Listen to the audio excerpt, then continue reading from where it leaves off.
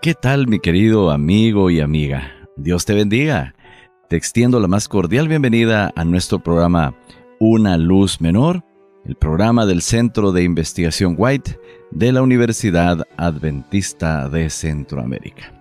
Sí, efectivamente, en nuestro centro de investigación estamos ahí a la orden para poder promover los escritos de Elena White, pero también para compartir historias, anécdotas relacionadas con la historia de los pioneros allá en el siglo XIX, inicios del siglo XX. Y en esta ocasión quiero compartir contigo otra biografía más. En este caso, la de David Hewitt, tomando en cuenta también a su esposa Olive. Yo no sé si tú sabes acerca de este personaje, David Hewitt y su esposa Olive. Ellos fueron pioneros de la Iglesia Adventista en el siglo XIX y hoy quiero compartir contigo algunas semblanzas de sus vidas y que pueden servirnos para nuestro conocimiento actual. Bueno, ellos fueron los primeros adventistas del séptimo día en Battle Creek, Michigan. Los Hewitt se casaron en el año 1831. Probablemente en el oeste de Nueva York. Y bueno, se mudaron a Battle Creek en la década de 1830. Allí entonces el hermano David Hewitt mantenía a su familia trabajando como vendedor de puerta en puerta.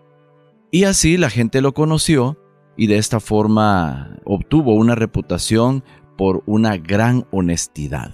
Qué interesante ese dato inicial que te estoy comentando, porque fíjate que un creyente, una cristiana, un hijo de Dios, debe tener buena reputación en sus negocios, debe tener buen testimonio en su trabajo.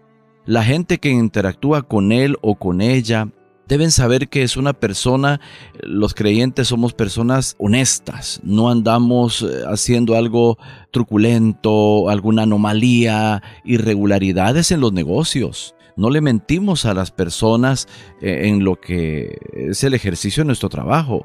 Y qué bien que las personas en el vecindario, en el taller, la oficina, la escuela, la universidad, donde quiera que interactuamos, dan fe de nuestra honestidad. Y ese era el caso de David Hewitt.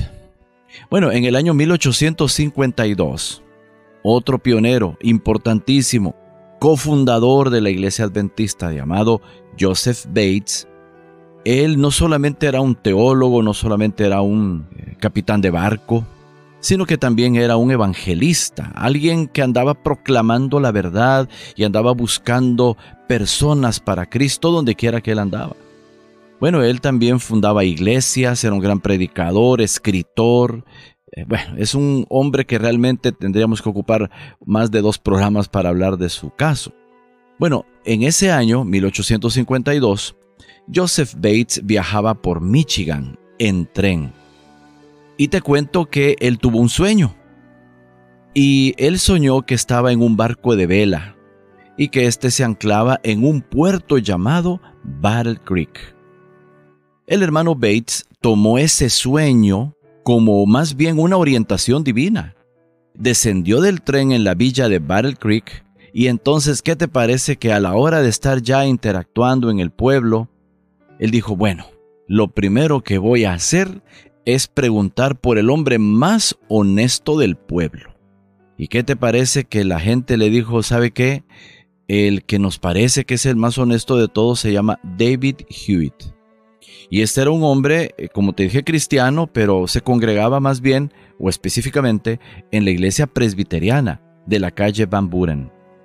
Entonces el hermano Joseph Bates tocó la puerta de los Hewitt y les dijo que él era un misionero, un predicador que les tenía una verdad muy importante para compartirles. Bueno, aquellos hermanos, como repito, David Hewitt y su esposa Olive, lo invitaron a pasar a su casa. Es más, lo invitaron a desayunar con ellos, que condujera el culto familiar, y luego entonces estuvieron dispuestos a escuchar ya cuál era el mensaje que él había calificado como una verdad muy importante. Entonces, ¿qué te parece que el hermano también iba equipado? llevaba un diagrama profético, un cartel profético. Entonces lo colgó frente a ellos, lo desenrolló, lo puso como un material de apoyo y les presentó la esperanza de la segunda venida de Cristo. Les presentó a grandes rasgos profecías, cómo habría de ser la segunda venida de Cristo. Eso fue por la mañana. Ya en la tarde les presentó la verdad del sábado. Recuerda que en esa época las dos grandes verdades, aparte de las verdades fundamentales de Cristo, la salvación, su sacrificio en la cruz, aparte de esas verdades fundamentales, ellos querían también impactar con verdades novedosas, verdades que no muchos manejaban en distintas congregaciones. Entonces el hermano Bates les empezó a hablar de la verdad del sábado también. Porque en aquella época, como lo suele ser hasta el tiempo actual, la mayor parte de cristianos se reunían los domingos como el día principal de culto. Y entonces él decía, no, mis hermanos, yo antes también era dominical, yo antes también asistía a Conexión Cristiana y allí guardábamos el domingo. Pero ahora he descubierto que el sábado es el verdadero día del Señor, el día que el Señor ha asignado a la humanidad completa de todas las edades para que nos congreguemos como el día principal de culto y adoración. Les presentó entonces la verdad del sábado y a ellos les pareció interesante porque no habían escuchado de eso antes. Pues, ¿qué te parece? Es que es admirable las personas que toman este tipo de decisiones. Hay personas que les toma mucho tiempo cambiar, migrar de una ideología a otra. Los Hewitt, siendo fieles observadores del domingo, al siguiente sábado, fíjate bien, unos poquitos días después de la visita de Joseph Bates, empezaron a dedicar el sábado a Dios a partir de ya el próximo que tenían enfrente. Así que eso es admirable porque personas que habían estado tan acostumbradas a llegar a sus iglesias el domingo, ahora en unos cuantos días ya se estaban congregando en el día sábado. ¡Qué impresionante! ¿Cómo es que lograron pasar de una idea a otra? Bueno, obedeciendo lo que dice la Santa Escritura. O sea, en realidad no debería costar. Porque si el Señor ya fue muy claro en la Biblia, uno dice, bueno, Señor, voy a obedecer lo que tú mandas en la Santa Escritura. Para el domingo como día del Señor, no hay ningún texto bíblico que nos envíe los días domingos a reunirnos como día de culto y adoración principal en sustitución del sábado. O sea, no hay ningún texto bíblico, una ordenanza que así lo diga. Entonces estos hermanos, estos esposos, decidieron ya empezar a guardar el sábado, impresionantemente así en cuestión de días. Los Hewitt guardaron el sábado siguiente, como te decía, y su hogar se convirtió en el lugar de reunión. Efectivamente, los cultos pueden comenzar en una sala, en un pasillo, en un porche, en un garaje. Allí pueden comenzar los cultos. En aquella época, en Battle Creek no había un templo para los que quisieran guardar el sábado, no había. Pero la casa de los Hewitt se convirtió, el hogar de ellos se convirtió en el lugar de reunión para todo aquel que quisiera migrar de domingo a sábado, que quisiera cambiar su vida y decir, bueno, ahora me voy a congregar los sábados porque ya descubrí que escrito está, que eso es lo que Dios dice en su palabra. Entonces los Hewitt, muy contentos, cada sábado abrían las puertas de su hogar para que más personas vinieran, ahora con la nueva convicción de que el sábado es el día del Señor. Así que allí fue donde comenzó la obra adventista del séptimo día en Battle Creek, hasta que construyeron su pequeña o la primera iglesia, pequeña por cierto, en el año 1855. Así que del año 52 al 55 les tomó aproximadamente 3 años en lo que se iba formando la iglesita, la congregación, y en lo que también levantaron la primera iglesia. En ese mismo año, 1855, como te mencionaba, James y Ellen White se mudaron a Battle Creek. Eso no es coincidencia. Es que Dios sabe en su providencia los tiempos, los movimientos, cómo Dios va guiando a su pueblo para que vayan entrando en comunión unos con otros. En este caso, estos esposos ya también muy conocidos en el medio adventista o en el movimiento adventista sabatario, dijeron, bueno, nos vamos a mudar, y pasaron ahora a Battle Creek, Michigan, y construyeron una cabaña de campo cerca de los Hewitt. Así que ellos llegaron a ser grandes amigos, hermanos en Cristo, y mutuamente intercambiaban experiencias de cómo el Señor les había guiado al tema del sábado.